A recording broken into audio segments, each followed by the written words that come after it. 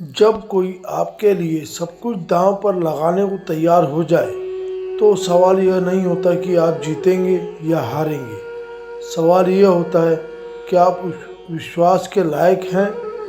महाभारत के युद्ध के पहले दुर्योधन यह श्लोक बोलते हुए सिर्फ योद्धाओं की गिनती नहीं कर रहा, वह अपने अहंकार, डर और उम्मीद तीनों को एक साथ पकड़ कर रहा है।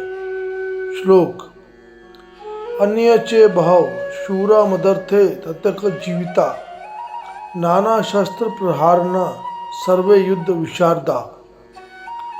इसका सरल हिंदी में अनुवाद है, दुर्योधन कहता है, मेरे लिए अनेक वीर योद्धा अपने प्राण देने तक तैयार हैं। वे अलग अलग प्रकार के शस्त्रों में सुसज्जित हैं और युद्ध में अत्यंत निपुण हैं।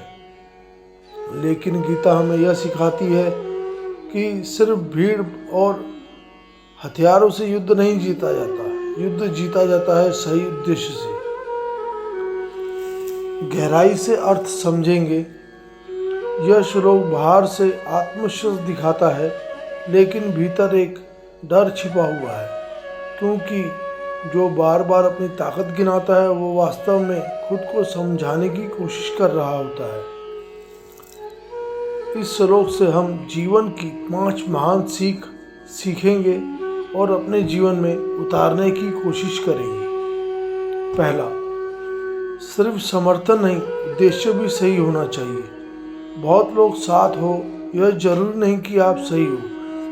गीता कहती है, धर्म बिना संख्या के भी शक्तिशाली होता है।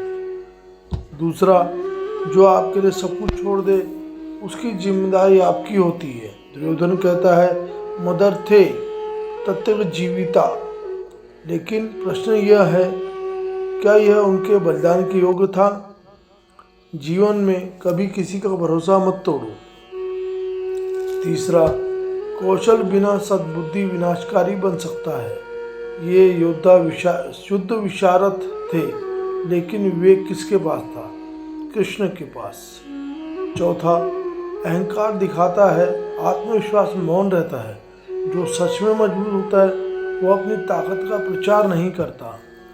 पांचवा, यह युद्ध बाहर नहीं, भीतर पहले ही जीता जाता है।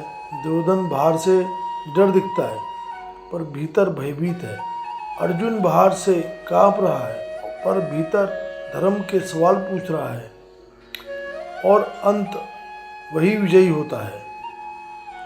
याद रखिए, जो लोग आपके लिए लड़ने को तैयार हो, उनसे पहले आपको खुद से पूछना चाहिए, क्या मैं सही के लिए खड़ा हूँ? गीता हमें सिखाती है, जीत हथियार से नहीं, नीतियों से होती है।